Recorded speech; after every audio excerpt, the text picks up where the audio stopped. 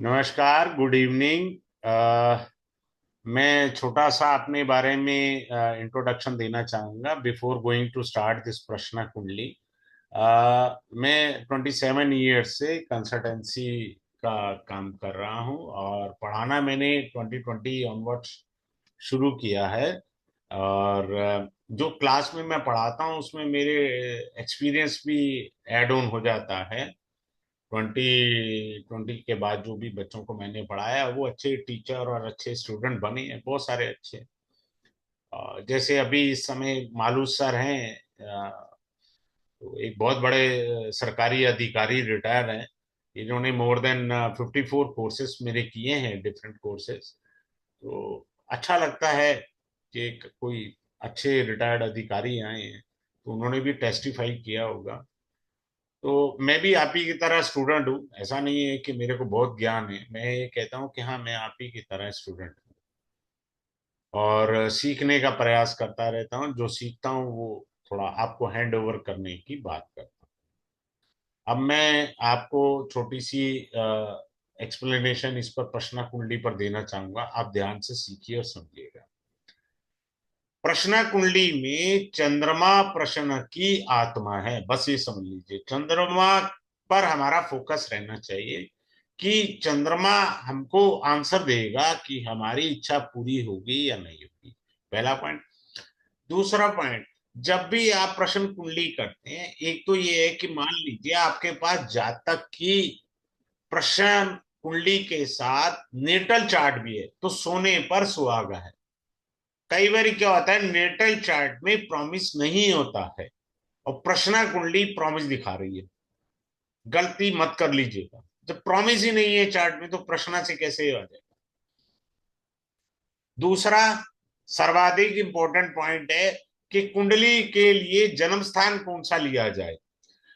ज्योतिषाचार्य जहां बैठा है, आपको प्रश्न आया अमेरिका से, आप बैठे हैं पटना में, तो आप पटना का बेस लेकर के कुंडली बनाएंगे। जहां ज्योतिषाचार्य बैठा है वहां का आपने प्रश्न लेना है। सिंपल सी बात है, यहां पर कंफ्यूजन खत्म हो गया प्रश्न कुंडली का। फिर से रिपीट कर रहा हूं, दो पॉइंट पर फोकस करना है आपने। पहला पॉइंट कि जन्म कुंडली अगर आपके पास है जातक की और उसके साथ प्रश्न कुंडली से कंपैरिजन कर रहे हैं तो सोने पर सुहागा आएगा। ये बहुत अच्छा पॉइंट है। दूसरा, नहीं है तब क्या करना है। तब आपको मैंने बताया कि जहां पर ज्योतिषाचार्य है वहां से आपने समझना है, वहां की कुंडली बनानी है और चंद्रमा पर फोकस करना है, क्योंकि चंद्रमा आत्मा। अब प्रश्न कुंडली के अंदर कई बारी कुछ गलतियां हम करते हैं। फॉर एग्जाम्पल, क्या गलतियां करते हैं या थोड़ा सा कंफ्यूजन हो जाता है। This is your a personal chart, third house और छठा घर। हम ये दोनों देख सकते हैं फॉर द सर्वेंट, नौकर के लिए। आज आपका सर्वेंट आया नहीं आया, थर्ड हाउस से भी देख सकते हैं और छठे घर से ही। ऐसा किसी ने नहीं कहा कि सर्वेंट छठा घर ही देखना होता, ऐसा कोई रॉकेट साइंस नहीं है। तो ये चीज आपने समझनी है कि कौन सा भाव और कौन सा ग्रह है। ठीक है। अगले पॉइंट पर चलते हैं। अगला पॉइंट ये है कि हमारा प्रश्न जो आया है, अब ध्यान रखिएगा। मान लीजिए जातक ने, ये प्रश्न कुंडली है, जातक ने पूछा मेरा विवाह कब होगा। प्रश्नकर्ता का प्रश्न है, तो मान लीजिए उस समय 3 नंबर का लगन आया है, उदय लगन 3 नंबर का है, आपने जब प्रश्न कुंडली बनाई। क्लियर। अगर माता जी ने पूछा कि मेरी पुत्री का विवाह कब होगा, देन द लगना विल बी 5th हाउस, क्योंकि माता ने पुत्री का पूछा है, अपनी संतान के बारे में पूछा है। अगर आपने प्रश्न अपने बारे में पूछना है तो जो भी उदित लगन आया है हम उसे लेंगे। यदि संतान से संबंधित प्रश्न है तो कौन सा प्रश्न लेंगे, पंचम भाव को लगन बनाएंगे, कुंडली को रोटेट कर लेंगे। सिंपल सी बात है, हमें इससे ज्यादा कुछ करना ही नहीं है। क्लियर है? सिंपल सा। I repeat my words to all of you. Let's assume that someone is having a query and coming before to the astrologer. He would like to ask about himself whether I'll get married by this year or not. Right? Then the prashna will be the lagna, whatever the coming up, the ascendant. Suppose the questioner asks about her child, then in that case fifth bhava will be treated as an ascendant. पंचम भाव हमारा प्रश्न बनेगा, ये याद रखिएगा, इस चीज को समझना है। अब आते हैं प्रश्न कुंडली में चर राशि, movable sign 1, 4, 7, 10, these are being called movable sign. ठीक है, मूवेबल साइन का क्या यूज करें? मूवेबल साइन का लगन आ जाता है प्रश्न कुंडली में, तो पहले फोकस हमेशा याद रखिए, प्रश्न की लैंग्वेज पर फोकस करना है कि क्या शब्द बोले जा रहे हैं। शब्द बोले जा रहे हैं का क्या मतलब है? सिंपल सा, क्या मेरे पिताजी ठीक होंगे? मूवेबल साइन है, हाँ होंगे। चेंज आया ना? अगर बीमारी का प्रश्न है और चर लगन है, तो चर लगन बता रहा है कि वर्तमान स्थिति में परिवर्तन आएगा। You will find change at the present situation. समझ आया? सिंपल सी बात है। अब ये नेगेटिव क्वेश्चन के लिए चर लगन यानी मूवेबल लगना बेस्ट रिजल्ट है, आंसर हो गया बस।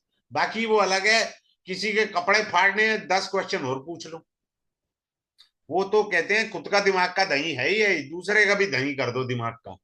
आप पॉजिटिव के लिए क्वेश्चन पूछ रहे हैं तो फिक्स साइन होना चाहिए। 2, 5, 8, 11, क्या मेरा प्रमोशन होगा? हाँ होगा, फिक्स साइन है ना। क्या मेरी नौकरी लगेगी? फिक्स साइन है ना, हाँ होगी। अब मान लीजिए मूवेबल साइन में ये पूछे क्या मेरा प्रमोशन होगा, मना कर रहे हैं ना, मूवमेंट आ गया उसमें, सॉरी नहीं होगी। बस इतना सा बहुत है। अब उसके बाद 20 कुरेद कुरेद के क्वेश्चन पूछ रहे हैं तो स्टूपिडनेस है, हो रहा है तो कुछ नहीं है, मूर्खानंद स्वामी वाले काम है। सिंपल सी बात है,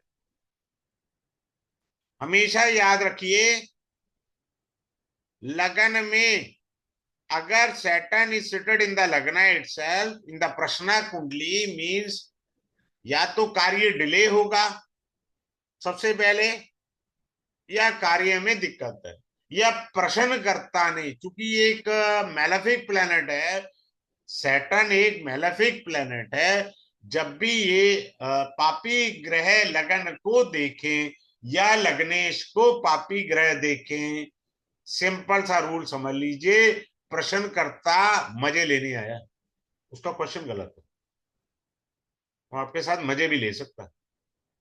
so you have to be very careful about of the queries. अब अगले पॉइंट पर चल रहे हैं और उसको समझने का प्रयास कर रहे हैं। सपोज अगर आपका लियो असेंडेंट आ जाता है, तो लियो एक साइन फिक्स साइन है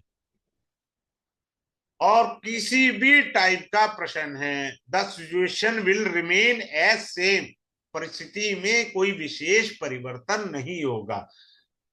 आप बात समझ रहे हैं? परिस्थिति विल रिमेन एज सेम, ये प्रश्न का सॉल्यूशन है। आगे चलते हैं। याद रखिए, मैं एक बड़ा अच्छा सीक्रेट बता रहा हूं। मान लीजिए कोई आदमी बीमार है और फिक्स साइन आ गया, यानी कोई आदमी बीमार है और फिक्स साइन का लगन आ गया, फिक्स साइन लगना असेंडेंट आ गया आपका, but fortunately there are malefic planet in the trine of the chart, प्रश्न चार्ट।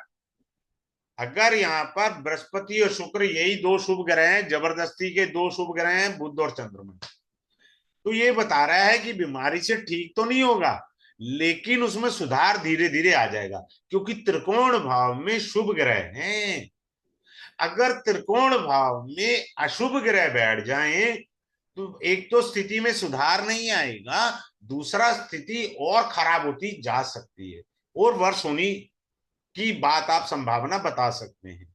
कभी भी जब कोई आपको पूछने आए, खाम खा के जरूरत से ज्यादा नेगेटिव वाली चीजें मत बताया करो। उसको भगवान का नाम, कोई remedy, best of the best remedy दे दीजिए। अपना ज्योति चमकाने के चक्कर में दूसरे की सेंटीमेंट्स को हर्ट नहीं करना, ये सबसे पहले देखना। बात समझ में आया?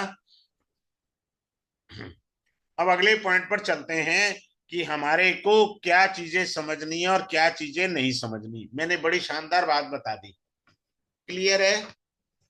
अब मान लीजिए हमने प्रश्न किया कि क्या मेरे हेल्थ में सुधार आएगा, हमारे पास आ गया मूवेबल साइन, हाँ जी सुधार आएगा।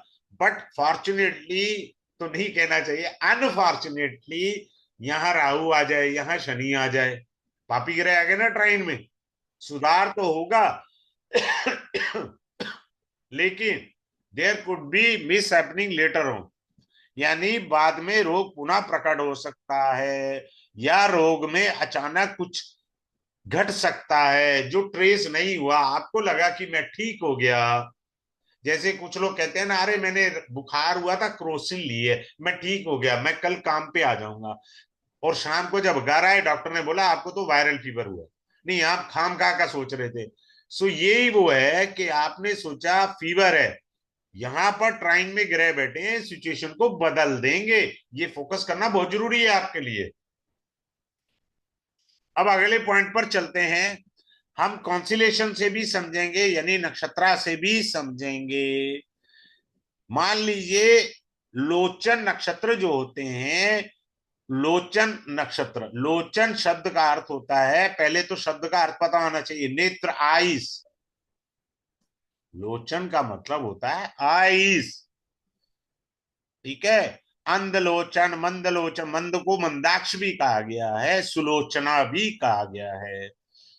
अब मान लीजिए किसी की कोई वस्तु गुम हुई है या खो गई है, कुछ भी कह सकते हैं आप। फॉर एग्जाम्पल अंधलोचन नक्षत्र क्या है?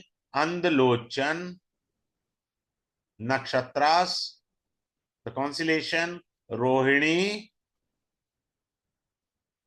पुष्य, विशाखा। अगर आपने जब प्रश्न कुंडली बना रहे हैं तब आपने चंद्रमा पर फोकस करना है। क्या चंद्रमा इनमें से किसी एक नक्षत्र से जुड़ा हुआ है? तब आप कह सकते हैं आपकी खोई हुई वस्तु ईस्ट डायरेक्शन यानी पूर्व दिशा में प्राप्त हो सकती है। आपकी खोई हुई वस्तु ईस्ट डायरेक्शन यानी पूर्व दिशा में प्राप्त हो सकती है। अंधलोचन नक्षत्र, मैंने आपको कहा है अंधलोचन पढ़ेंगे, मंदाक्ष पढ़ेंगे यानी मंदलोचन, तीसरा है सुलोचना। बात समझ आया? मान लीजिए चंद्रमा जो है वो कृतिका नक्षत्र में है या पुनर्वसु नक्षत्र में है, जिस समय आपने प्रश्न कुंडली बनाई, तो इसका अर्थ है कि खोई हुई वस्तु नहीं मिलेगी। फॉरगेट अबाउट दैट, भूल जाइए, वस्तु भगवान की थी, भगवान ने ले ली, you will never get that item. So simple, यहां पे समझना है। अब आइए मैं एक चीज सिखाता हूं अब आपको। लेट्स से कि कैंसर असेंडेंट आया प्रश्न कुंडली में। देखो हम पता क्या करते हैं, ज्योतिष क्यों नहीं सीख पाते, जब हम अपनी गुणा भाग ज्यादा डालते हैं। सबसे इंपॉर्टेंट एस्ट्रोलॉजी के अंदर होता है कि द बेसिक कॉन्सेप्ट, द सूत्रास को हमें अंडरस्टैंड करना चाहिए। अगर हम सूत्रा को समझ लेंगे तो बहुत कुछ समझ गए, हमें कोई दिक्कत ही नहीं है। बात समझ गए? सिंपल सी बात है, कोई दिक्कत ही नहीं है। अगले पॉइंट पर चलते हैं। अब यहां पर हमने लिखा वीनस एंड मून। मेरी शादी हो जाएगी? हाँ जी, बिल्कुल हो जाएगी आपकी शादी। रीजन बिहाइंड द लग्ना लॉर्ड एक्सपेक्टिंग द लग्ना।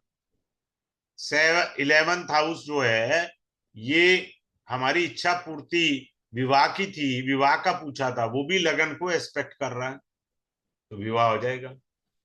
जातक ने पूछा। अब मैं इसको बदल देता हूं। मान लीजिए यही प्रश्न कुंडली है, माता जी आई है, उन्होंने पूछा क्या मेरी बेटी का विवाह होगा। Now you make this ascendant. So seventh Lord हो गया ये।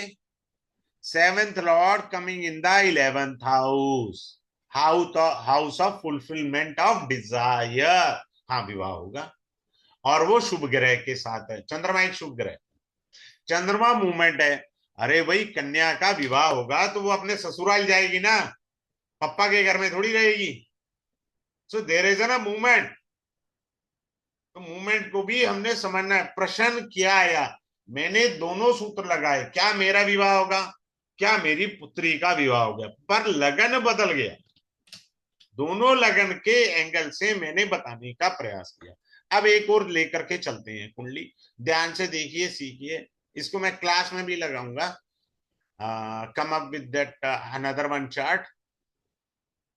Here is Aquarius ascendant.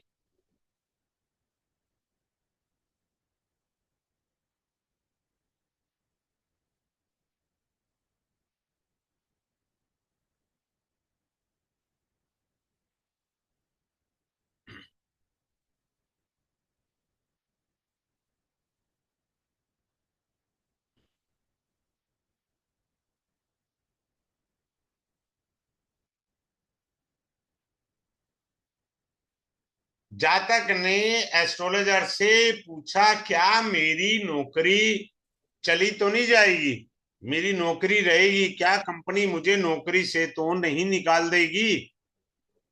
प्रश्नकर्ता ने पूछा क्या मेरी नौकरी रहेगी या चली जाएगी। बात समझ में आया? अब आप देखिए, लगन का स्वामी वक्री है। वक्री होने का अर्थ है लगन के लॉर्ड में चेष्टा बल आया। लगन का लॉर्ड वक्री होने के कारण पिछले भाव में भी गया, 11th हाउस में भी सैटर्न का कनेक्शन बना। Secondly, 10th Lord in the 7th house. 7th house is a house of पद प्राप्ति। 7th house, another one point, 10th house का सूक्ष्म भाव है, दशम से दशम, अर्थात भावत भावम सिद्धांत चला। सूक्ष्म भाव हुआ सप्तम भाव। 10th हाउस से 7th हाउस सूक्ष्म 10th हाउस होता है। तो दशम भाव का स्वामी सप्तम में, 9th हाउस का स्वामी सप्तम में, पंचम भाव का स्वामी मरकरी सप्तम में, एक्सपेक्टिंग द लगना। 7th हाउस में बहुत बड़ा राजयोग बना। तुम्हारी नौकरी नहीं जाएगी किसी भी सूरत पर। राजयोग बना हुआ है पद प्राप्ति के स्थान में, तो आपकी नौकरी तो नहीं जाएगी। हाँ, गलती हम क्या करेंगे, वी आर सीइंग लगना Lord in the 12th house, तो हम कह देंगे हाँ जा सकती है, पर ये नहीं देखा कि वक्री है शनि। वक्री होने से उसमें चेष्टा बल आया, चेष्टा बल आने के कारण वो इच्छा पूर्ति के भाव में चला गया। वक्री होने के कारण शनि पिछले भाव का भी तो फल देगा, तो हमें ऐसे समझना है। दूसरा, एक ध्यान से चीज सीखिए, होरा बहुत इंपॉर्टेंट होती है प्रश्न कुंडली में। अगर आपके पास, आपने फोन में मोबाइल में स्क्रीनशॉट रखा हुआ है किसका, होरा का, सूर्य उदय पर, जैसे कल शनिवार है तो पहली होरा शनि की होगी सूर्योदय पर, उसके बाद होरा चेंज होती चली जाएंगी, ठीक है। अब जातक ने प्रश्न पूछा कि क्या मेरे विवाह होगा, लड़की ने पूछ लिया, या किसी मैरिड फीमेल ने ये पूछा कि क्या मेरे संतान होगी। आपने आंख बंद करके चेक करी या मोबाइल खोला, स्क्रीनशॉट आपने लिया हुआ था, उसने प्रश्न पूछा, मान लीजिए इस समय 7:25 हुए हैं, तो आपने चेक किया इस समय बृहस्पति की होरा चल रही है, छूटते ही बोलो यस, बात खत्म। क्योंकि जिस होरा का प्रश्न पूछा गया वही होरा चल रही थी, वही होरा चल रही थी बाई चांस। अब मान लीजिए आप ये देखिए कि वो होरा लॉर्ड अंडर अफ्लिक्शन तो नहीं है। अगर आप डीपली जानना चाहते हैं, उसको डीपली देखना चाहते हैं, तो इस समय 7:25 की कुंडली बनाइए। इस समय की होरा लॉर्ड देखिए, जुपिटर वो कहाँ है। If it is under malefic affliction then it is very poor. बात समझ में आया? तो हमें होरा लॉर्ड पे भी फोकस करना है। लेट्स से शनि की होरा चल रही है and someone is asking about of the job related problem, तो अपना आंसर पहले ही ऐसा है, क्योंकि शनि की होरा मैं पूछ लिया उसने और शनि की होरा चल रही है। बट हमें शनि की होरा को बारीकी से कुंडली में देखना है। होरा मतलब शनि प्लेनेट को देखना, सैटर्न प्लेनेट को देखना। बात समझ में आया है नहीं आया? आगे चलें। अगले पॉइंट पर यह है कि हमको होरा लॉर्ड को भी फोकस करना है प्रश्न कुंडली में। और सबसे इंपॉर्टेंट चीज मैंने कही है कि आपका अपना क्लाइंट है, उसकी कुंडली आपके पास पड़ी हुई है और उसने कोई प्रश्न किया, तो प्रश्न कुंडली और नेटल चार्ट से जब भी कंपैरिजन करेंगे रिजल्ट आपके बहुत बेहतरीन आएंगे। बहुत अच्छे रिजल्ट आप बता सकते हैं क्लाइंट को। Now coming up to the next point, मैं एक और कुंडली लगा रहा हूं।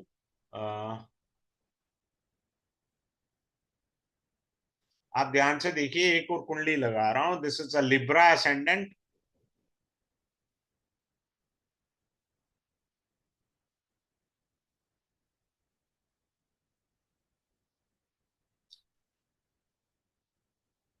आप मन का प्रश्न भी बता सकते हैं, मैं सिखा रहा हूं यहीं पर ही। आप कोई मन में क्या प्रश्न लेकर के आया है वो भी बता सकते हैं।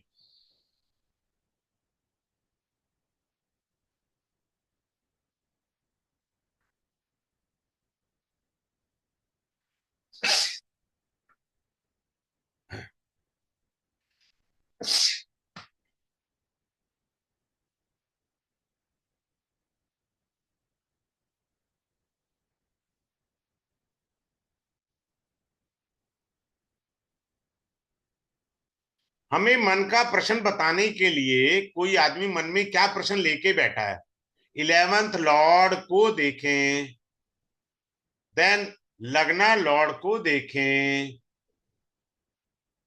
अब इसमें से जोन सा बली है। अब लगना लॉर्ड है, वो 9th हाउस में बली होके बैठा है। पर ये मत भूलिए, शुक्र मंगल एक शत्रु ग्रह और राहु केतु एक्सेस पर है। But 11th Lord exaltation, exaltation सबसे बड़ी बात है। बात समझ आया? अब क्या है, जो एग्जॉल्टेशन वाला ग्रह था हमारा सूर्य, अब यहां से चंद्रमा कितनी दूरी पर है? 1 2 3 4 5 6 7 8 9 10। तो आदमी अपने कैरियर से रिलेटेड क्वेश्चन पूछने आया है। सिंपल सा सूत्र था, मैंने यही सिखा दिया आपको कि मन का प्रश्न कैसे आप बता सकते हैं। ठीक है, तो मन का प्रश्न आप इजीली बता सकते हैं। इसके बाद 10 पॉइंट और हैं, I reveal only in the class. ठीक है, अब अगले पॉइंट पर मैं चलता हूं, आप ध्यान से समझें। और इसके अंदर दूसरा इंपॉर्टेंट पॉइंट आपको मैं बता रहा हूं, आपको ये भी बताऊंगा प्रश्न कुंडली से क्या आत्मा आती है। भूत प्रेत वाला पॉइंट भी I will give you the gift in this class.